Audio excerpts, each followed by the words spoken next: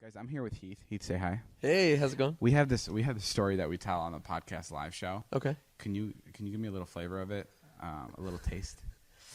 He's never told this to everybody, but your hotel story. Oh my God. Okay, so I was in Vegas. I was working a job, and What were you working as? it was for a company to do like YouTube, like kind of Instagram deal. Oh, type thing. okay.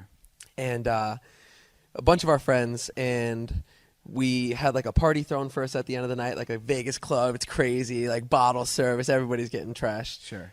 So I started drinking, and then it got to the point where I was like, oh, damn, like I need to chill. 100%. And I don't remember leaving, but I got back into the hotel. I remember walking into the door and be like, I gotta throw up so fucking bad.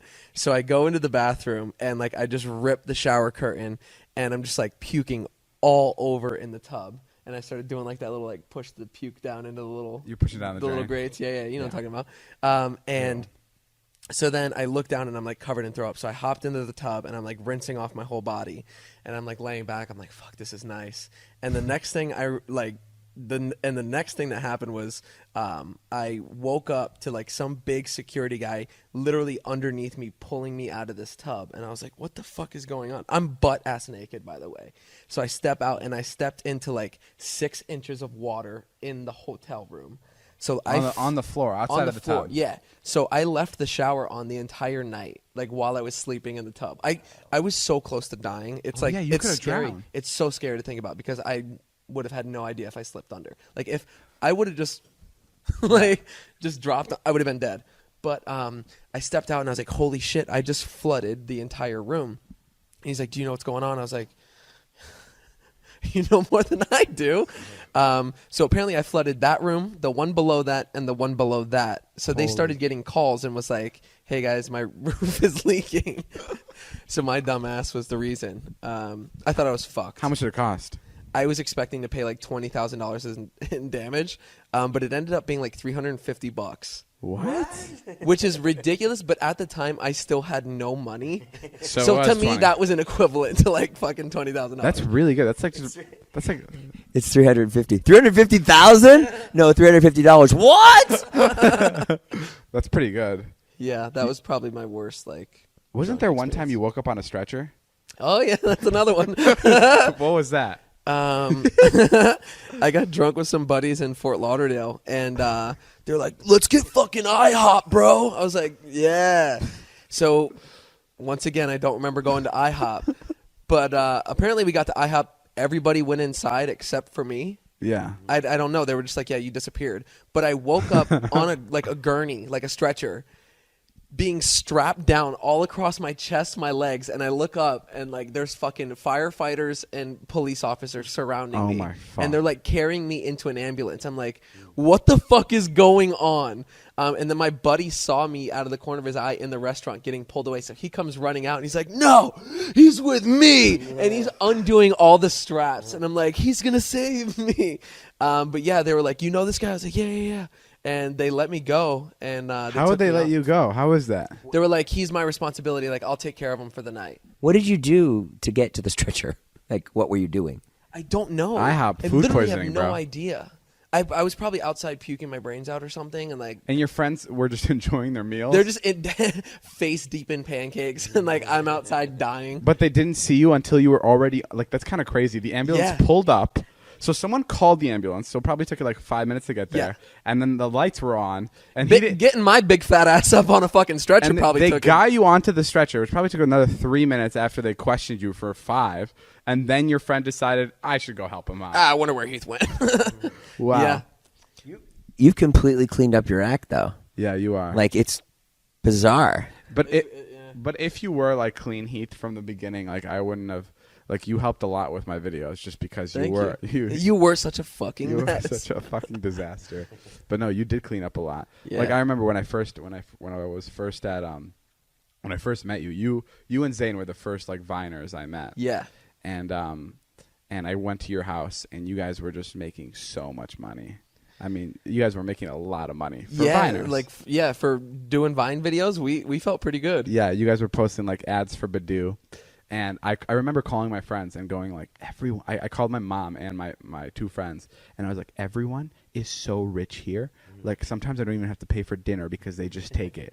Holy shit! And I was so impressed by you guys. Funny how things turn around, huh? What was your What was your first impression of David? Like back, remember when you lived like on Wilshire and David came around? I remember meeting you for the first time because I was talking to Zane on the DM. Asked Heath.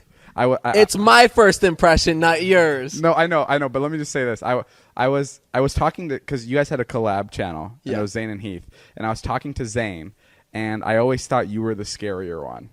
So I was nervous to meet you because Zane seemed like really nice. You seemed like the more like I drive a truck.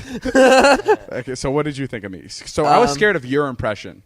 I remember meeting you and being like, "Oh, this kid's actually really cool. Like he's super nice." I remember the first thing you said to me. What? You go, "Hey, what's up, dude?" And I don't know why, but that made me feel so comfortable. Oh, awesome! Sweet. Because you said it in such a nice way, and I expected you to be like, dude. Everybody that meets me, even like people that watch like our videos, they're like, "You are so nice in person." Like, sure. I'm not what people expect. No, I thought you were gonna be a lot scarier, standoffish. But right when I walked in, you were smoking a cigarette on your balcony, and sounds about right. And you put it out, and you came to shake my hand because I was inside your living room. Like, hey, what's up, dude? I'm like, hi, I'm Dave. He's like, oh, nice to meet you. And I was like, oh, wow, fuck yeah, he's cool. I had the same exact impression of Heath when I met him. I thought the same thing as you thought. You thought he was mean? I didn't think he was mean, but I was just like, didn't know what to expect. And then he was so overly nice that you were like, yeah, because you look at his face and you're like, oh, this guy might be a dick because he's funny and he has a lot of money and stuff. But yeah, you're like so welcoming. So what'd you think? What'd you think of me? I thought you were really nice. And then I remember we were like hanging out in the living room, and then you had like a friend coming into town. And you were like, I got to go pick them up. And I was like, oh, okay. And you're like, do you want to come with me? I was like, yeah, sure. Oh, yeah. And then we like hopped into your like old, what was it, the Corolla? The Corolla. And we went to go pick somebody up from the airport. And I was like, what am I doing right now? Like, I just met you. Oh, you thought that was awkward? Well, I just was like. I thought we were fucking getting it on. Dude, I thought we were best friends. No, it was just like really weird. Like, I just met you and you're like, one of my friends is coming. So let's go. And then we just like. Do you miss still being crazy? No, I feel so much better. You feel healthier? Yeah, I feel so much better. Would you ever let your kids like dabble in drugs? I mean, I can never control what my kids do. My neighbors, they were super Christian, and I asked them, I was like, would you let your kids like do drugs and like drink alcohol and stuff? And they said, when they turn 18, we're gonna put it all on the table for them. We're gonna be like, here you guys go. You can go ahead and try it. We don't recommend it, but we want to be here for your first time when you do it. No, that's weird. I wouldn't do that. That's what I said. Okay, I'll try the heroin. I'll take the PCP. What else? What else should we try? Definitely some blow. Get the blow. You want the blow? No, but I mean, yeah, I guess. But you wouldn't. No, I mean, I feel like the whole part of like wanting to try it, I feel is like, so you're doing it with your friends, like.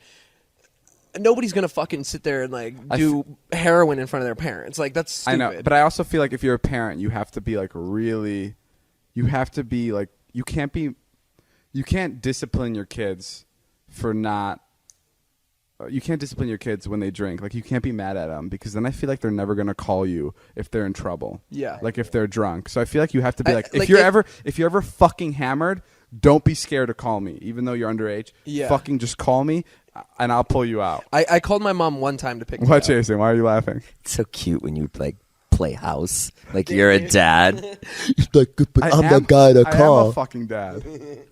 But what? I called my mom once, but like growing up, I never wanted to drink. All my friends were drinking, and I was just like, I don't know. I thought it was stupid because like I saw like the way they acted, and then like one night I just ended up trying it, and I was like, I fucking love this. And that's how you're. What I always think that you should just tell kids like we do the opposite, which is don't do drugs. But what you should say is, if you do drugs, you're gonna like them. I don't know. If that's so be careful. Yeah. Hey man, drugs are great, so be careful. Maybe I feel like there's like a better way of saying that. Yeah, I think drugs are addicting is kind of just the best way to say it. Like the way my parents raised me, they weren't like, "Well, you can't do all this stuff," but it was just like I knew how disappointed in me they would be, and I am really close with my parents, so I didn't want to let them down. So I moved to California so they could fucking see me doing all those drugs. Once I climbed the roof of a gazebo, and my parents told me to never do it again.